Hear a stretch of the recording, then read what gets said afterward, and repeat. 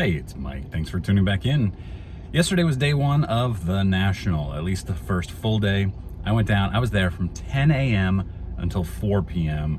It was a long day. I had actually hurt my foot the day before on the go-karts down on the boardwalk, and so it was really hard walking around. Plus, I haven't been exercising in a while due to a series of injuries, so walking all day long, man, my body was sore last night. And it's a lot of walking. I felt like if you're not going through dollar boxes and you generally know what you want, you can actually get through the entire show in a day. I am going back. I'm actually sitting in my car right now, heading back for day two. I bought a lot yesterday. I didn't spend a lot of money. I didn't buy any, I actually didn't pull the trigger on any of the big cards. I felt like the big, especially raw vintage, was priced at 30 to 50% more than it should have been for the most part. I did get some raw vintage, but not any of the big ticket items. I bought some modern, I bought some junk wax, I bought some vintage. I'm kind of all over the place. A little baseball, a little basketball. So I'm gonna go through all of those here in a minute, but I also want to talk a little bit about just the atmosphere. It's an unbelievable show. If you like card shows, you will love the National. It is hopping. 100,000 people going in through there this week, and it doesn't really feel like that big. It's a monstrous room. It is absolutely gigantic. But I showed up right as the doors open at 10 a.m. and there was no line. They had a lot of different doors and you could just go in really quickly and easily. It was very well organized, I felt. And it's so big that you could have, I don't know how many people are in the room at a time. It's this gigantic convention room, I guess. And it's nice. It's the whole thing is very well organized. I hope to go back next year, but it's in Chicago, which isn't driving distance for me. I also, before I go through my pickups here, went out to a YouTube get together last night at the Sheridan, put on by baseball collector Mike.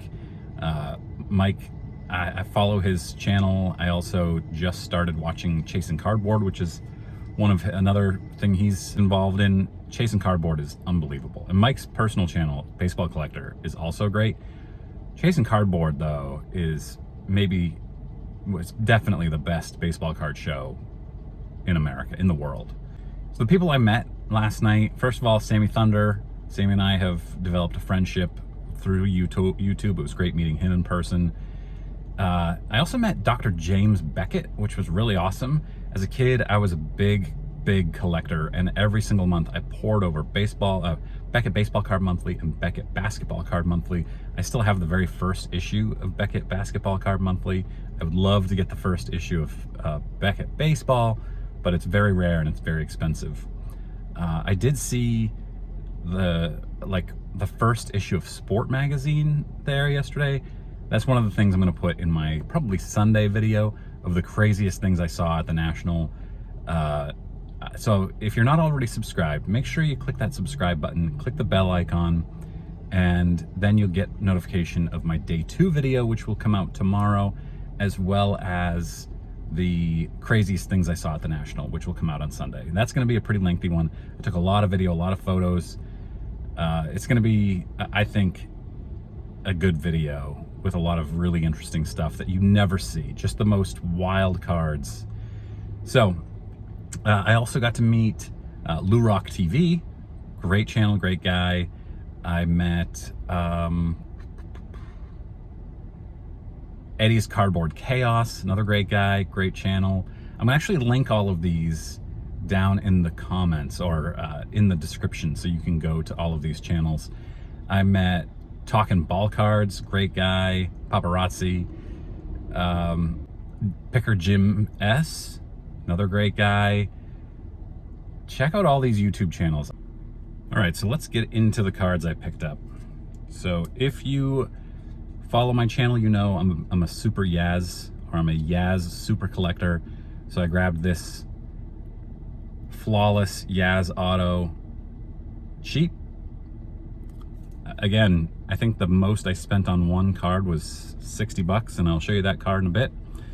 But for the most part, I was buying really inexpensive, good cards that I wanted to add to my collection. Kevin Durant, rookie. Very, very cheap. This is not one of the parallels. It was just his base rookie, which I wanted. Clayton Kershaw, SP rookie. Future Hall of Famer. One of the all-time greats. And I bundled that with this, Max Scherzer rookie. This is the big card. Fence Busters. Aaron Matthews, 1959. This one, I think I'm gonna get it graded by SGC. I think I can get a pretty good grade on this. It's very well centered. So we'll see. Maybe this is one that I flip after getting it graded. Vlad Guerrero Sr. rookie card.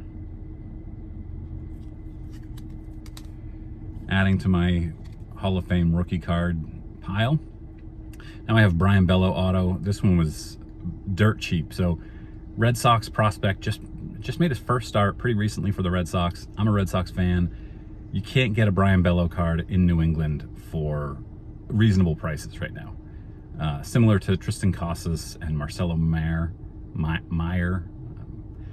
But yeah, so I paid maybe 1/3 the price you're gonna pay on eBay or at a Boston card show, or a Boston area card show.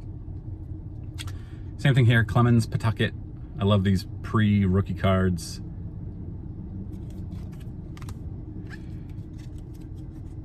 Tom Seaver rookie. It's I think it's a diamond cut. It's off center. It's the very first table I went to at the show, and I didn't buy anything for a couple more hours after seeing this card and buying it, but it was unbelievably low price for his rookie cup. And I know what the comps go for. They actually had 3 of them, and this one was the cheapest. And at the time I was thinking, I think Tom Seaver does TTM, but then when I mentioned that to Sammy Thunder was like, I don't think he does since he passed away. So I was trying to think of who I always mix Tom Seaver up with. It's Steve Carlton. I know Carlton was a big lefty, Seaver was a righty, but they have pretty similar careers. They started around the same time. 3-time Cy Young winner versus 4-time Cy Young winner. Both won a little over 300 games. So I always mix them up. Carlton is still alive, Seaver is not, but that's okay. This is going in my PC, and it's not perfect, but it's perfect for my collection. Then I bundled a couple of cards of all-time great women athletes. Monica Seles rookie card, 1989-90 Sports Illustrated for Kids. And Annika Sorenstam, Upper Deck rookie. This is from 2003.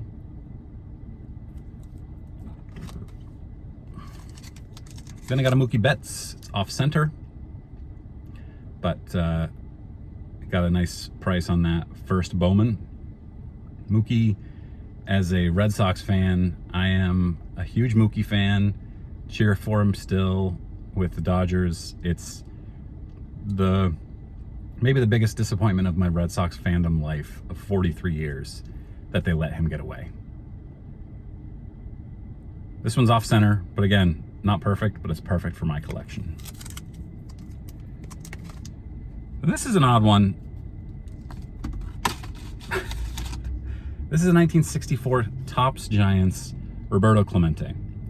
It is seemingly in amazing condition. It was priced at $25, and I looked at it. I was trying to figure out, why is it only $25? I couldn't quite figure it out. So I offered him 20 and he took it. I'm thinking maybe it's this little blemish up there. But I'm not really sure if that's part of the card originally, or if that's, I don't know.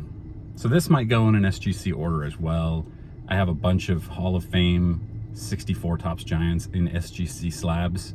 So this would look really nice next to them on the top shelf of my, behind my normal setup at home. So let me know in the comments, what is your favorite card I picked up?